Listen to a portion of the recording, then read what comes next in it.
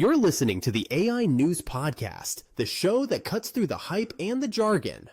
We're here to tell you what's actually happening in the world of artificial intelligence, and more importantly, why you should care. We demystify the tech and get straight to the point. And today, Ben, we're talking about something that sounds a little counterintuitive. Imagine a car company announcing a brand new model that is, by design, slower than all the others. I'm listening. That sounds like a terrible marketing pitch. Buy our new car. It gets you there, eventually. Exactly. But what if that same car company said it would cost you half the price to run?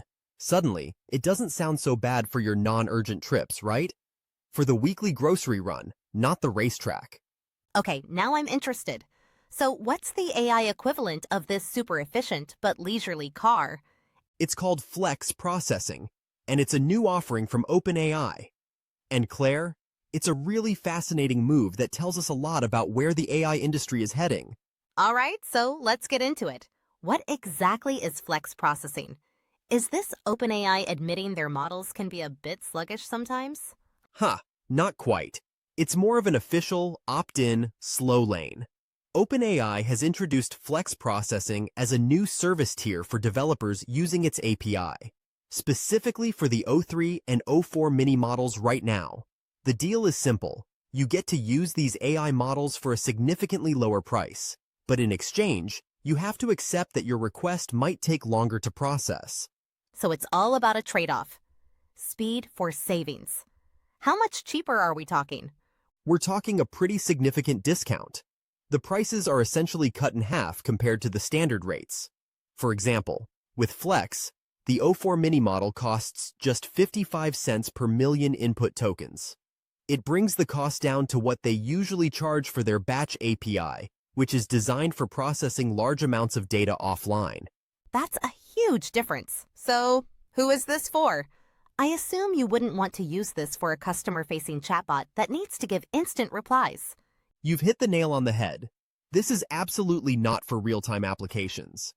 OpenAI has been very clear that Flex Processing is designed for lower priority, non-production tasks. Think of things that happen in the background. For example, a company might use it overnight to analyze customer feedback, enrich data, or for internal model evaluations. It's perfect for any job where getting it done cheaply is more important than getting it done right now. That makes a lot of sense. It's like the difference between sending a letter with premium next-day delivery versus standard mail. Both get there, but you choose based on urgency and budget. So how does a developer actually choose the slow lane? Is it a button that says, make it cheap but slow? It's almost that simple. In their API request, a developer just needs to set a parameter called service tier to Flex, and that's it. Their request gets routed to this lower cost, lower priority queue. Okay, but what are the catches? Besides the slowness, the name Flex and the beta tag suggest there might be some flexibility in the service quality. There are a couple of important things to know.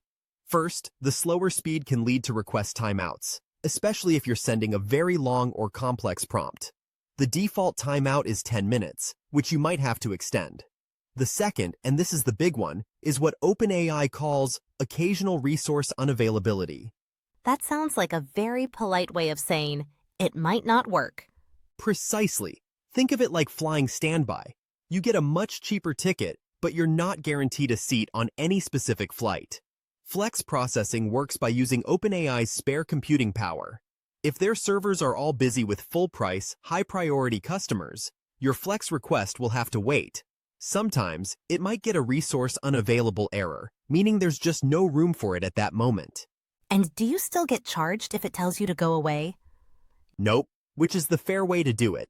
If you get that error, you're not charged. OpenAI suggests that developers can either build in a system to automatically retry later, or, if the task is suddenly urgent, switch back to the standard, full-price tier. This feels like a very strategic move. It's not just about offering a discount. Is this a reaction to competitors? Absolutely. It's a direct response to what's happening in the broader market. Companies like Google are bringing out their own cost-effective models, like Gemini 2.5 Flash. The AI world is no longer just about who has the most powerful model. It's also about who has the most flexible and accessible pricing. So it's a sign that the industry is maturing. It's not just for the big corporations with massive budgets anymore. They're creating different entry points for different users. Exactly. One analyst compared it to the evolution of cloud computing. You have your premium, on-demand services, and then you have your cheaper spot instances that use spare capacity.